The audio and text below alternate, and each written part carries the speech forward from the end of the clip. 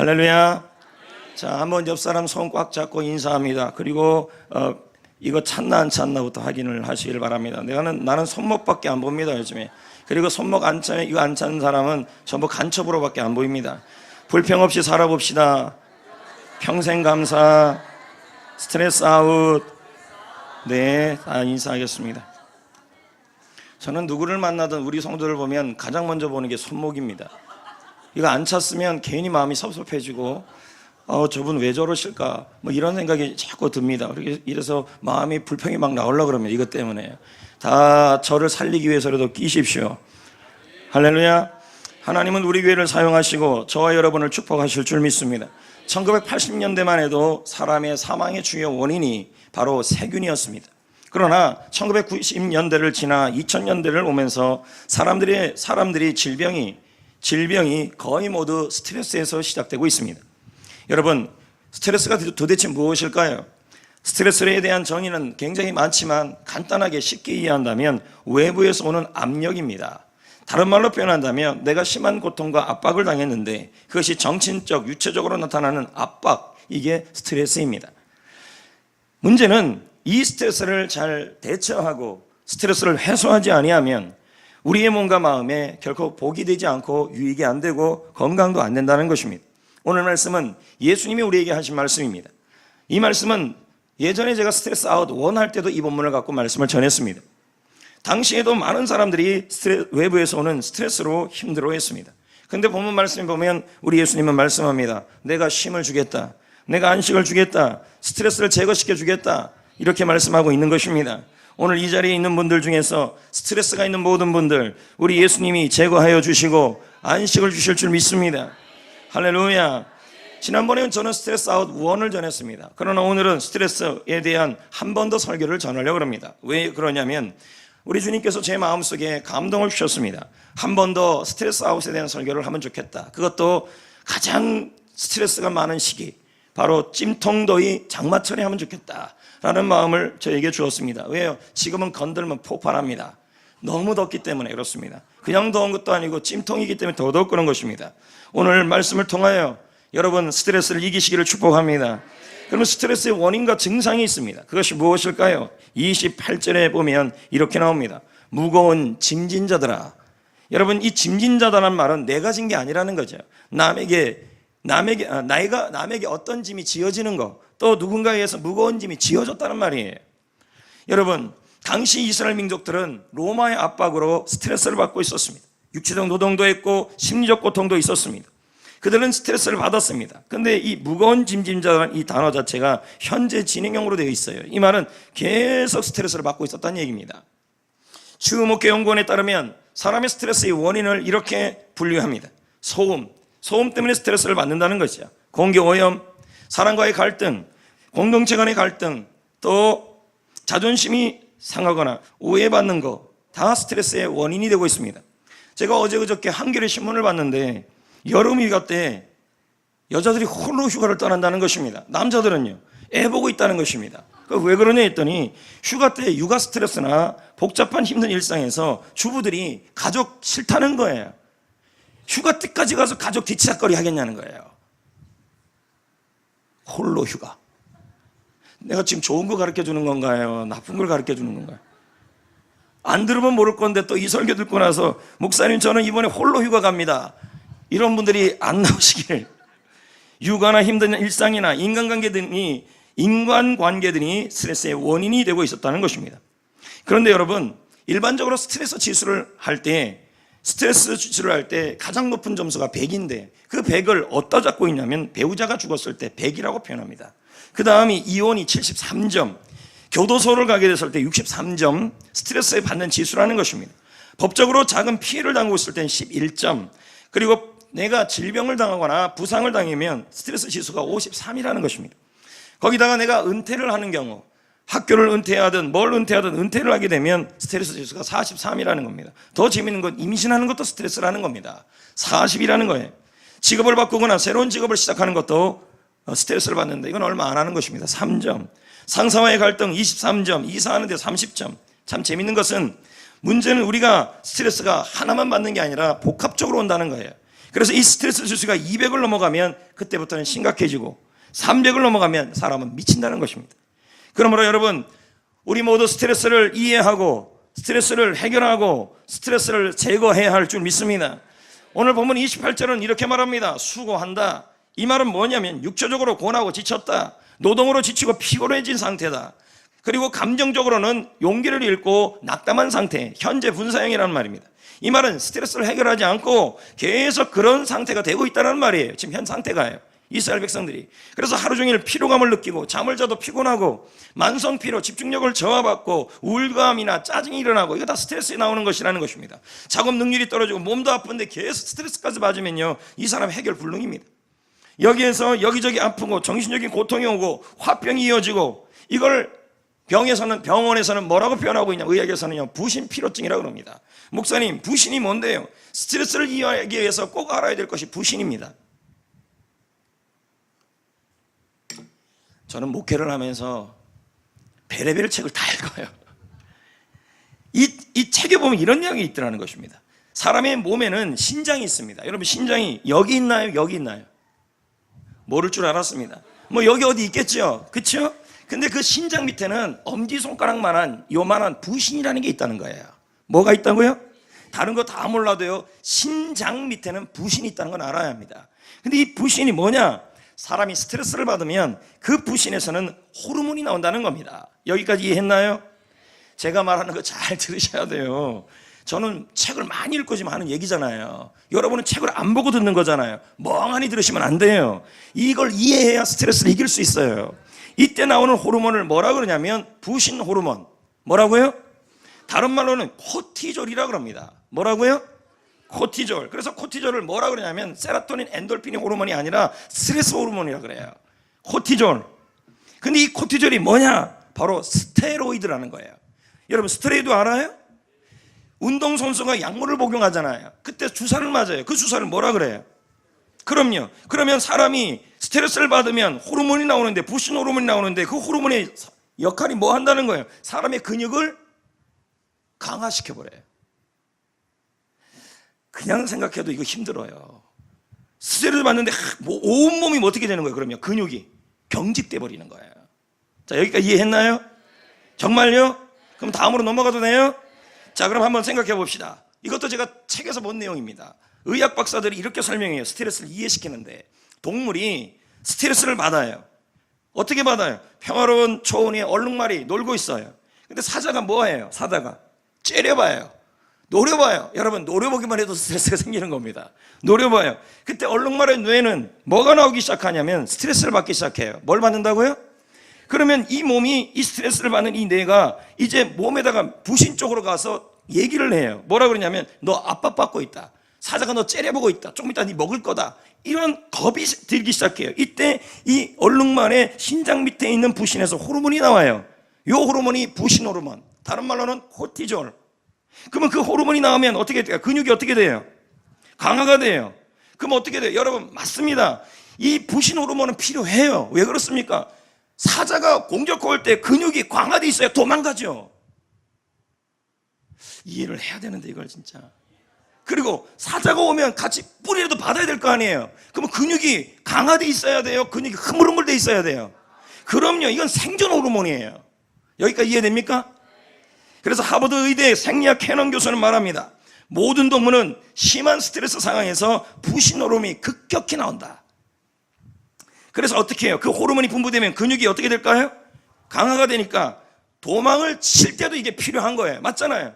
근육이 강화되니까. 그리고 싸울 때도 근육이 힘이 있어야 될 거 아니에요.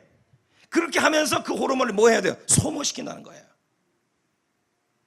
이게 부신 호르몬, 코티졸, 스트레스 호르몬. 이게 근데 계속 있으면 안 돼요. 여기까지 이해됐어요? 아니, 근육을 강화시키는 호르몬이 계속 몸에 남아있으면 안 된다는 거예요. 이게 스트레스 호르몬이요. 왜요? 계속 남아있으면 계속 몸이 경직된다는 얘기예요. 근데 동물은 어떻게 이걸 쓴다는 거예요. 해소시킨다는 거예요. 어떻게 해소시켜요? 도망갈 때 쓰던가 싸울 때 쓴다는 거예요. 됐나요? 그래서 더 이상 동물이요, 머리 아프다는 동물 없어요. 근육이 경직되는 동물이 없어요. 왜? 자신이 스트레스를 받으면 코티졸이 나오고 부신 호르몬이 나오는데 그것을 싸우든지 도망가든지 다 써버리기 때문이에요. 문제는 사람이에요. 여기까지 이해됐습니까? 진짜요? 네. 다 기억 안 나도 스트레스 풀어야 된다고만 아시면 돼요. 지금 그 얘기를 하려는 얘기예요. 사람은 동물과 같은 스트레스 상황을 만나요. 맞죠? 이때 사람 역시 그럼 뭐가 나올까요? 신장 밑에 여기저기 모르겠어요. 확인을 안 해봤어요. 신장 밑에서 이 부신에서 뭐가 나올까요? 예, 코티졸 또는 부신 호르몬이 나와요. 회사의 매출 실적에 압박을 받거나 정리해고를 당하거나 그리고 실직이 된 불안을 느끼거나 승진 경쟁에서 떨어지거나 아니면 가족과 주변 사람들과 아니면 내 몸이 아프거나 이럴 때 사람은 스트레스가 나와요. 스트레스 호르몬이 여기서 나오기 시작해요. 그러면 이 나오는 호르몬은 근육을 어떻게 만들어요? 강화시켜요. 경직시켜요. 동물은 이 호르몬을 가지고 어떻게 해요? 싸우든지 도망가든지 하면서 이 호르몬을 다 사용해버려요. 사람은요 사용 안 해요. 누워서 텔레비전 봐요. 쓰지 않고 그냥 그대로 둬요. 자, 다시 말해요. 사람은 스트레스를 받으면 뭐 해요? 먹어요. 수면제 복용은 큰일 나요. 다음이요. 알고 있었어요. 스트레칭입니다. 저는 왜 영어만 나오면 잘 안 될까요? 스트레스예요, 이것도요. 왕상 19장 8절입니다. 읽어봅니다. 시작. 자, 엘리야는 영육의 스트레스를 받고 있었죠. 일어나서 호렙산으로 들어갔죠. 일어난다는 말이 몸을 일으켜 세운다는 말이에요. 뻗어준다는 말이에요. 그리고 걸었다는 얘기예요.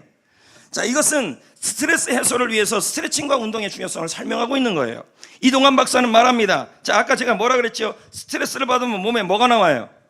그렇죠. 오, 예. 부신 호르몬이 나와요. 코티졸이 나와요. 그럼 이 호르몬이 나오면 몸은 어떻게 돼요?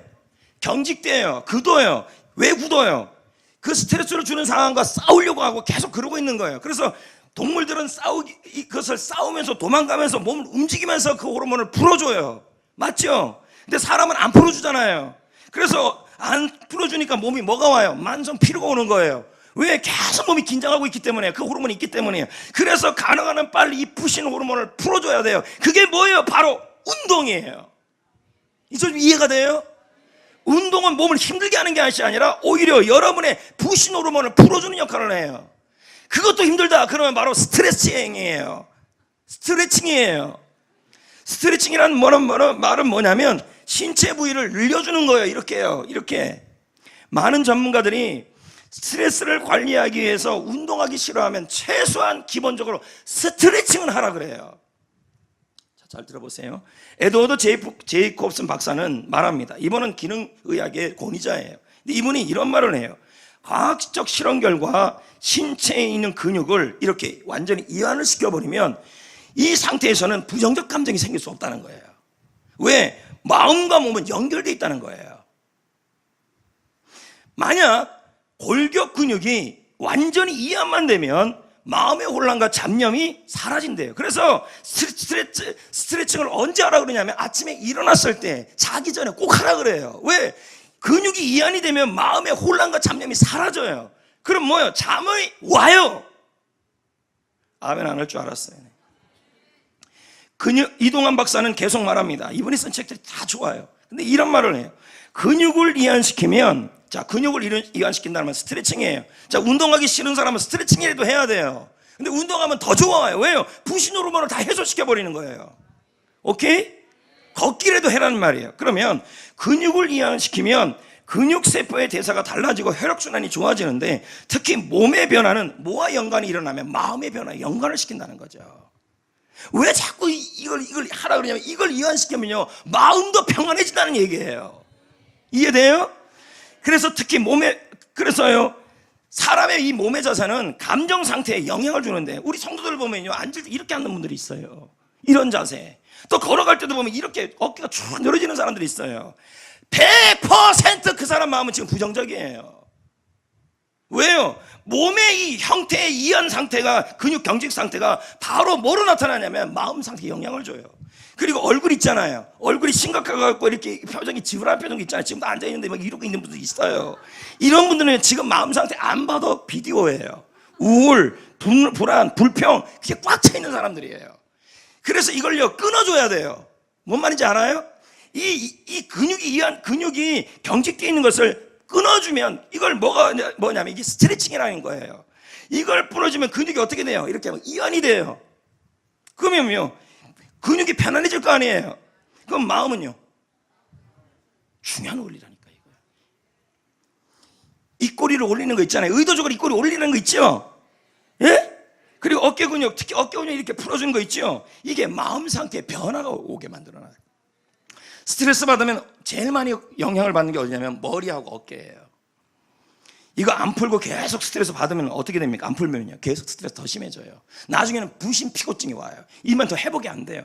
더 이상 부신 호르몬도 못 나와요. 그러니까 계속 쓰러져서 살아가는 거예요. 근육을 풀어줘야 돼요. 뭐 스트레칭은 언제? 제발 스트레칭이라도 하고 살라고요. 언제요? 첫 번째 매일 하시면 돼요. 특히 아침 일어나자마자 잘 잤다. 알아요 몰라요?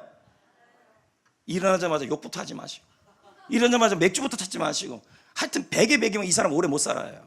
왜요? 마그네슘이 자꾸 떨어지는 걸요. 두 번째 자기 전에 스트레칭 하셔야 돼요. 그래야만 낮 동안 받았던 모든 고통이 그 잡념이 스트레칭 하는 중간에 마음에 영향을 줘요. 그리고 특히 감사일기하면 더 좋죠. 그리고요 자 의자에 앉아있는 분들 많잖아요. 근데 반드시 50분마다 풀어줘야 돼요. 저는 이걸 몰랐어요. 목양실에서 일할 때 저는 한 6시간씩 앉아있어도 몰랐어요. 그래서 집에만 돌아가면 머리가 아픈 이유, 여기 아픈 이유를 제가 몰랐어요. 무식하면 용감한 거예요. 그래서 제가 책을 보니까 내가 얼마나 잘못했는지 이제 알겠더라는 거죠. 50분마다 한 번씩 풀어줘야 돼요. 피곤하면요 수시로. 어떻게 풀으면 좋을까요? 4가지를 설명하겠어요. 이거 뭐 내치 때 다 했던 거지만 이동환 박사나 의학 박사들이 하는 방법 이 4가지예요. 따라 할 거예요? 안 할 거예요? 할 거예요. 목을 하나 딱 올려서 한쪽으로 당겨요. 안 하는 분들 저 안 좋아하는 사람을 알겠어요. 그리고 30초에서 1분간 이러고 있어야 돼요. 알겠나요? 그리고 당기는데 확 당기면 깨져요. 천천히 당겨요. 그리고 이러고 가만히 있는 거예요. 예?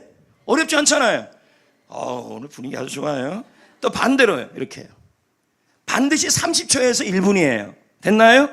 그런 다음에 깍지 껴요. 한 다음에 요거 갖고 아래로 하는 거예요. 뒤통수를 잡고 앞으로 당겨요. 이것도 30초에서 1분이에요. 자, 이제 그런 다음에 이제 올려야 될 거 아니에요. 이렇게 올리면 안 풀려요. 이렇게 해서 엄지손가락 2개로 이렇게 올려야 돼요. 자, 해보세요. 됐나요? 요거 할 수 있어요. 이제 그만하세요. 여기는 지금 푸는 시간이 지금은 설교 시간이에요. 야, 얼마나 목사가 자상해요. 이걸 다 설명해주고 책 다 보고 우리 성도도 스트레스 받지 말라고. 여러분 이건요 성경도 이렇게 나오잖아요. 맞잖아요. 엘리야가 일어날 때 일어났다는 말은 폈단 말이에요. 근육을요. 그리고 걸었단 말이에요. 이거 운동했단 말이에요. 여러분 다시 말해요. 내가 주님의 품에 안기는 건 뭐라 그랬죠? 기도다. 그러면 뭐예요? 기도를 통하여 영양 섭취하고 기도와 함께 잠자고 기도 자기 전에 기도하면서 잠자고 스트레칭 할 때도 기도하면서 스트레칭하고. 이동환 교수는 말합니다. 영양 섭취, 수면, 스트레칭 모두 기도와 병행하면 스트레스가 해소된다. 뭐와 병행하라고요? 오늘 제가 3가지 설명했어요. 영양 섭취, 수면, 스트레칭 모두 기도와 병행하면 스트레스가 해소된다는 거예요. 제발 제가 여러분을 부탁드립니다. 비타민 C 다시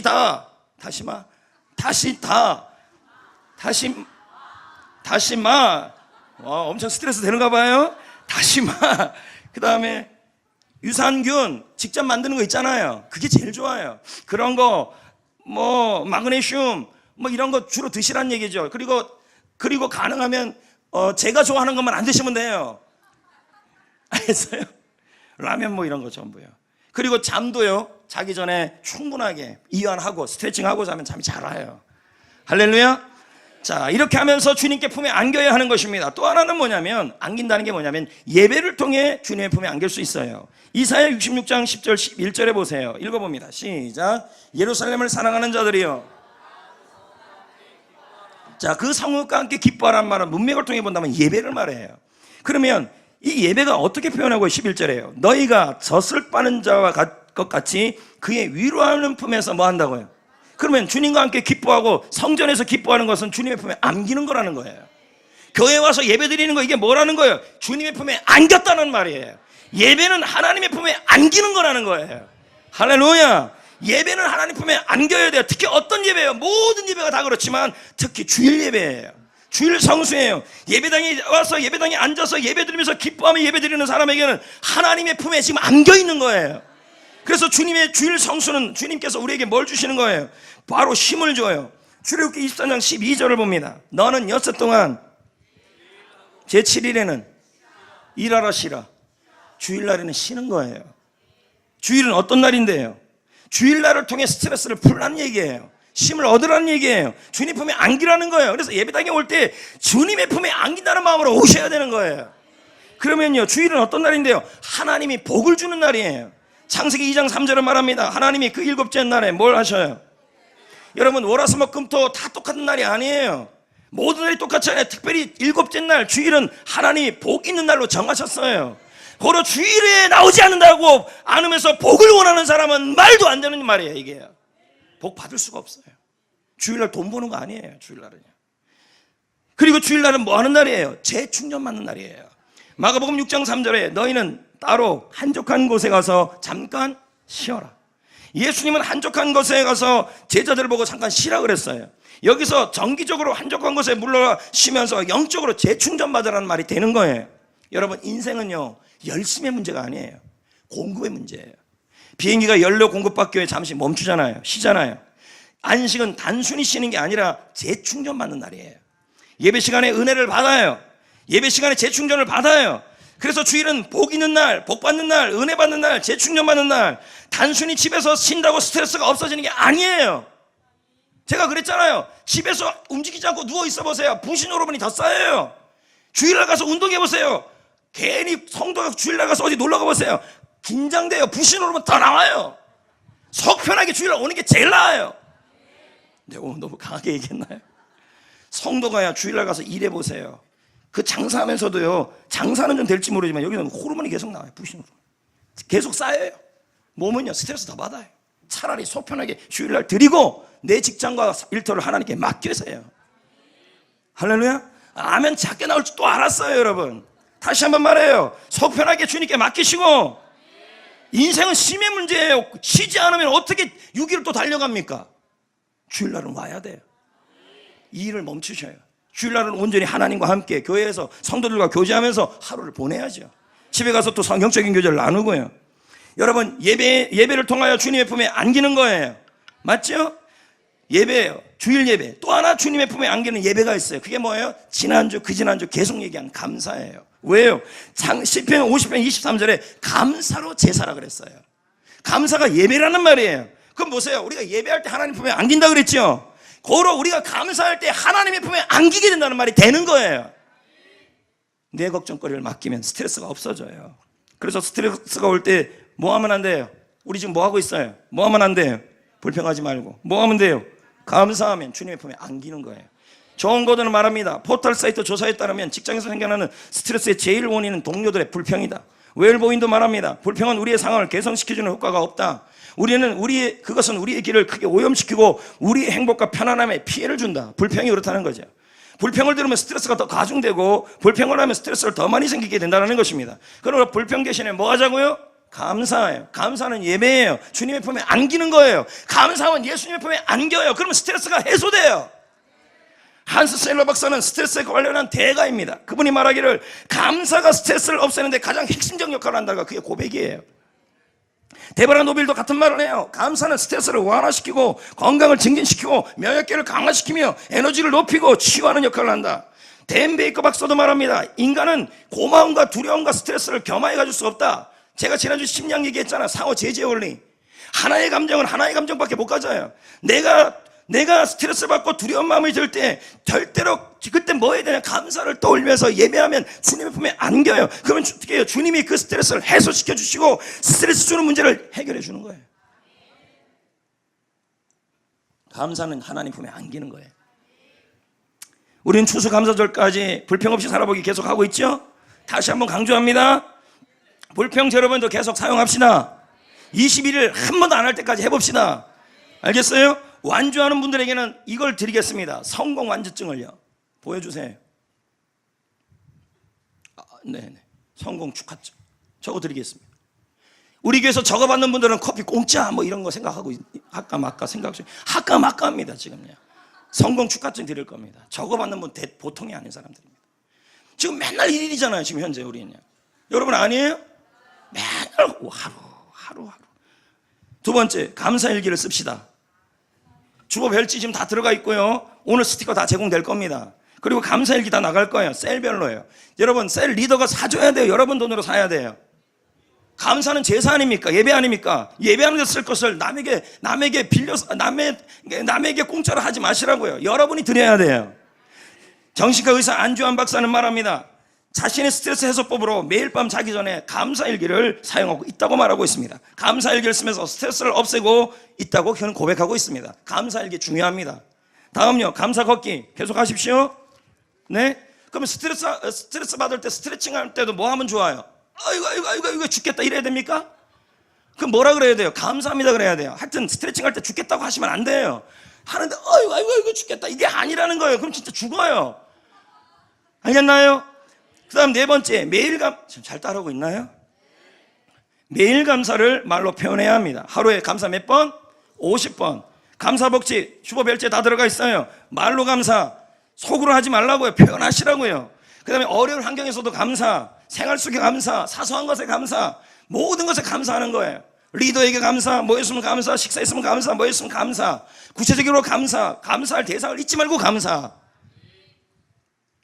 저는 불평 없이 살아보기와 감사하는 삶을 통하여 스트레스를 이기고 걱정거리가 해결되는 기적을 경험했습니다. 성도 여러분, 저 한 명의 안위를 위해서 하라는 게 아니라 저 한 명의 명예를 위해서 제가 이거 하는 것도 아니에요.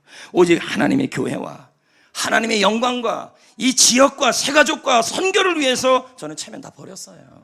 원래 저는 이런 목사가 아니에요. 저 알잖아요 여러분. 몰라요?